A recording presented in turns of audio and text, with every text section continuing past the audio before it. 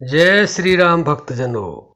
प्यारे भक्तों, अगर आप परमानेंट सुख प्राप्त करना चाहते हैं तो यह काम आपको करना ही होगा। भक्तों, सुख हर आदमी चाहता है, लेकिन सुख के लिए करना नहीं चाहता है। वह चाहता है कि मुझे करना कुछ ना पड़े और मुझे सब कुछ मिल जाए। और हर आदमी सुख की तलाश में रात दिन प्रयास कर रहा है। कोई घर में ढूंढ रहा है, कोई वस्तु में ढूंढ रहा है, कोई गाड़ी बंगले में ढूंढ रहा है, कोई संतान में ढूंढ रहा है। कहीं न कहीं हर इंसान सुख ढूंढ रहा है, लेकिन सुख कहाँ है और सुख कैसे मिलेगा, उसके लिए प्रयास बिल्कुल नहीं करता है। और हमारे शास्त्रों में, हमारे ग्रंथों में, हमारे संत महात्माओं ने बड़े खुल करके कहा है कि सुख कैसे मिलेगा, और परमानेंट वो भी। एक तो यह है कि अभी सुख मिल गया, फिर दुख मिला, फिर सुख, तो ये चलता ही रहता सिलसिला। आखिर ये कैसे थमेगा, ऐसे कब तक चलेगा।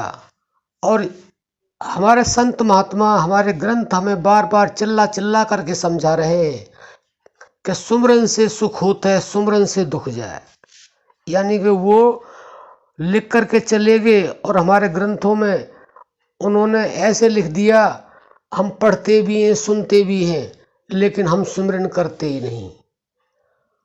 सुमरन से ही सुख होगा, और जितना सुमरन करेंगे उतना सुख होगा। हम क्या करते हैं, पहली बात तो सुमरन करते ही नहीं, और करते हैं तो थोड़ा सा करते हैं और फिर उसे बंद कर देते हैं। तो सुख थोड़ा सा आता है, फिर दुख आ जाता है। अब प्रश्न ये भी उठता है कि जो लोग सुमरन करते ही नहीं, जो राम नाम का जप जानते ही नहीं, जो राम नाम पर ध्यान देते नहीं, उन्हें सुख क्यों मिलता है? भक्तों, ये अच्छी तरह से आप समझ लें कि उनका जो बैलेंस है वो जमा है, और जब तक वो जमा है तब तक वो उसे निकाल निकाल करके बैंक से खा रहे हैं। और जिस दिन उनकी जमा पूंजी खत्म हो जाएगी, उनको दुखों का पहाड़ टूटेगा और उनको अनंत समय तक दुख ही दुख मिलेगा, सुख उनको मिलेगा ही नहीं। क्योंकि उनका जो भंडार है वो भरा हुआ है, उनको पता नहीं है ये भंडार किस तरह से भरा है। वो उस चीज़ को भूल गए हैं। उन्होंने सुमरन किया है, प्रारब्ध उनका जो है वो जमा है, उन्होंने सुमरन किया है तो उनको सुख मिल रहा है। जैसे ही वो ख़त्म हो जाएगा, बस उसके बाद दुख शुरू हो जाएगा और फिर कभी ख़त्म नहीं होगा। अगर ख़त्म होगा तो तब होगा जब वो दोबारा से सुमरन करना शुरू करेंगे। तो भक्तों, अगर आप परमानेंट सुख चाहते हैं तो आपको सिमरन करना ही होगा, आपको राम नाम जप करना ही होगा। नहीं तो बस थोड़ा सा सुख और उसका 10 गुना दुख, फिर 10 गुना आपको सुख तो 100 गुना आपको दुख। ये चलता ही रहेगा, ये सिलसिला थमेगा नहीं। तो प्यारे भक्तों, जो हमारे संत महात्मा बोलते रहे हैं और आगे बोल गए हैं, और हमारे धर्म शास्त्रों में ये लिखा हुआ है कि सुमरन से ही सब कुछ होगा, क्योंकि बिना सुमरन के कुछ नहीं होगा। सुमरन ही सार है, राम नाम ही सार है। और भक्तों, कलयुग में तो उसको आधार बताया है। राम नाम जो है कलयुग में आधार है। तो अभी से शुरू कर दो तो ज़्यादा अच्छी बात है। नहीं तो जब दुखों का पहाड़ टूटेगा, जब शुरू किया तो क्या फ़ायदा होगा, फिर तो जल्दी से सुख मिलेगा नहीं ना। क्योंकि कोई कपड़ा बहुत ज़्यादा गंदा हो गया है तो जल्दी से साफ़ नहीं होगा, बार बार साफ़ करते करते वो फट भी सकता है। तो इसलिए आप अभी से सुमरन करना शुरू कर दो, राम नाम जप शुरू कर दो, और निरंतरता से उसके साथ जुड़े रहो, क्योंकि निरंतरता से ही सब कुछ होगा। जब तक आप निरंतरता नहीं लाओगे तब तक जो है ना आपको कुछ मिलेगा नहीं।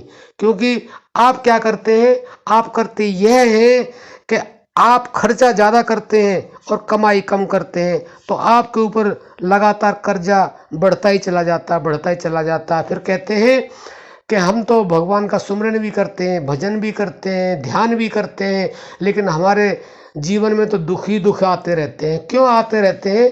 क्योंकि आप करते कम है और खर्चा ज़्यादा कर देते हैं। किसी को श्राप देते हैं, किसी को आशीर्वाद देते हैं। आखिर क्यों? आशीर्वाद देना, श्राप देना, वो तो उस परम का काम है। वो किसको क्या देगा, कैसे देगा, क्यों देगा और कहाँ देगा। आप तो केवल कर्म करते रहो और उसका सुमिरन करते रहो, क्योंकि कर्म का जो लेखा जोखा है वो परमात्मा के हाथ में है, वो आपके हाथ में नहीं है। क्योंकि इंसान को केवल स्वतंत्रता दी है, कर्म करने की दी है, फल की नहीं। फल तो वो देगा और वो भी जैसा करोगे वैसा।